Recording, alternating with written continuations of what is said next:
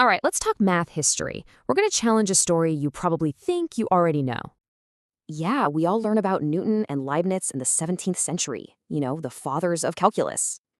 But what if the real story actually began 300 years earlier on a whole different continent? So let's head back, way back, to 14th century India to meet a brilliant man named Madhava.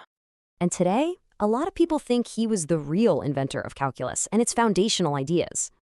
He was part of this amazing group called the Nala School.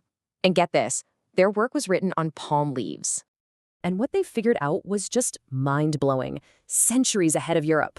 Let's look at pi, for example. You've probably seen this famous series for pi, right? It's usually credited to Gregory and Leibniz. Well, Madhava figured out the exact same thing almost 300 years before them, and the how is just wild. And it wasn't just about pi, not at all. They also nailed the infinite series for sine and cosine.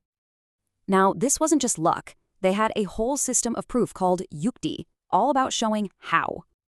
Their method was super clever. Guess, find the error, correct for it, and then just keep repeating. So, the big question is, if all this was happening, why was it lost for almost 500 years? Well, if you look at the timeline, you start to see this massive gap in our historical knowledge. So, a few things happened. You had fragile palm leaf texts, plus a very Euro-focused view of history. And this quote from 1874 really shows you the mindset at the time. It basically buried the whole story. Okay, so this isn't just about fixing a date in a textbook. It's way, way bigger than that. What it shows is two completely different ways of thinking arriving at the very same fundamental truths.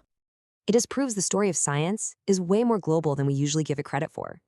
Which, makes you wonder, what other amazing stories from history are still waiting to be found?